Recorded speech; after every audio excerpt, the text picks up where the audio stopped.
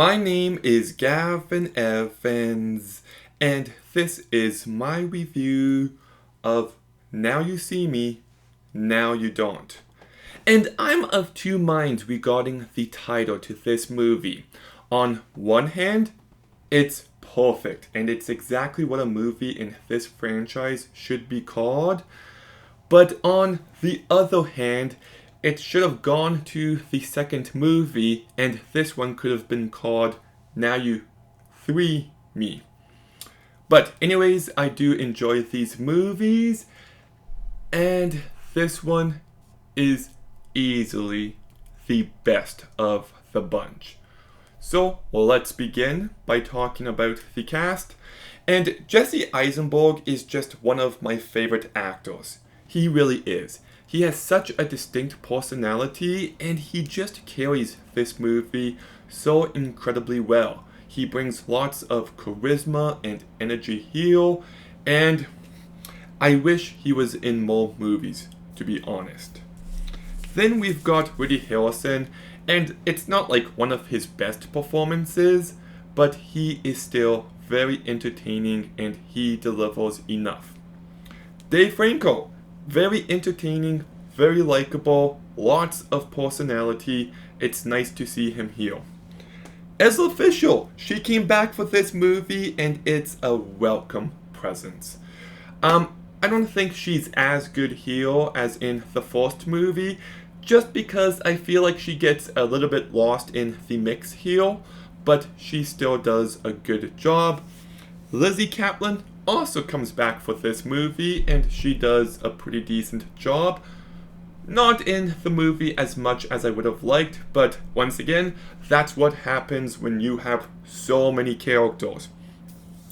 Dominic Sessa, I do believe this is his second movie, and I find it funny how he's following up on a Best Picture nominee movie, The Holdovers, with this one. But I would also argue it's the correct career move, and he really delivers here. There's one section in the first act where he's pretending to be someone else, and he fully delivered. He really does do a great job. Justice Smith, I have talked so much shit about this guy in some of my other reviews, but he's good here. Not great. I still liked him better in Dungeons and Dragons. And what's the other movie I like him in? I hated him in the animated movie Wands Gone Wrong. Okay, hold on. Oh, Paper Towns? Is it Paper Towns? I think it's Paper Towns. I think I liked him in Paper Towns, but I hate him in everything else. But he's good here. He is. Sorry, that was a long detour. Then we've got Ariana Greenblatt, who I do like as an actress, and I think she's great here. She just has lots of personality, and she really works in these ensemble movies. Rosamund Pike is like the perfect Bond villain here. She is so campy and over the top and evil, and I thought she did a really great job.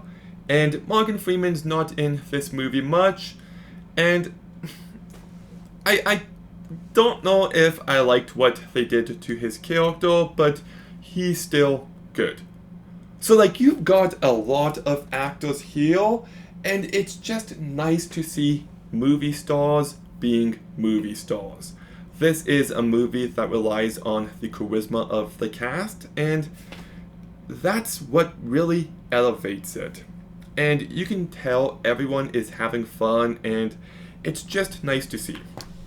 But I got to mention something. This movie is really stupid. It is so dumb from beginning to end, and especially in the end. Is it really a Now You See Me movie if there isn't a terrible twist at the end?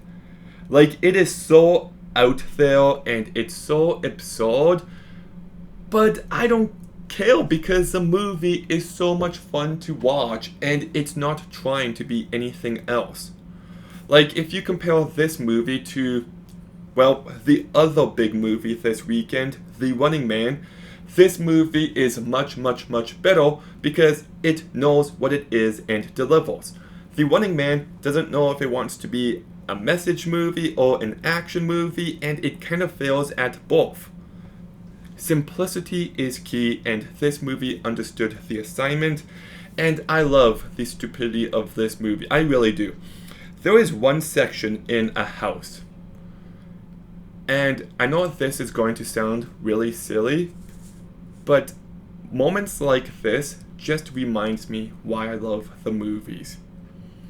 Just the amount of movie trickery here, and these magicians competing with each other, and then this chase that ends up happening. I don't want to give anything away, but it brought the biggest smile on my face. And it's just so awesome, and it's such a unique sequence, and I loved it. It is one of the best movie moments of 2025. And I also just like how you've got heist here, and you've got magic shenanigans, and like I said, you don't buy it for a second. These movies aren't grounded, and I don't know, it just works for me. It really does. Ruben Fletcher directs this movie incredibly well, and it's very entertaining. Like, for a 2-hour-long movie, it just flew by for me. And this next part is so important, but I'm so glad there's no boring subplot in this movie. In the second movie, whenever it cuts to Morgan Freeman and Michael Caine and Mark Ruffalo, whatever, it just drags the movie down. And whenever it focuses on Woody Harrelson's twin brother, it drags the movie down. This movie doesn't have any of those issues. I really feel like they nailed the formula. Now, some of like the Robin Hood stuff can be a little preachy at times. The script's not great by any means, but this is a movie made to entertain, and I was very entertained.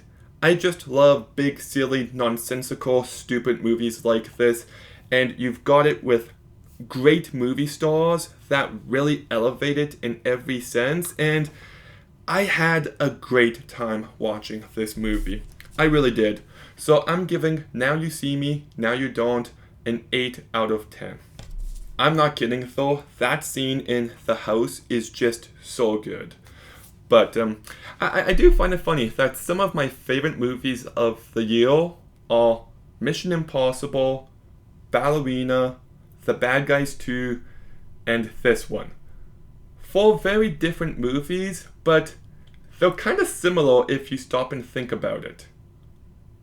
But yeah, anyways, Now You See Me, Now You Don't. What did you think? Let me know in the comments down below. Make sure you like, comment, subscribe. Stay tuned for more videos soon. And Gavin, out.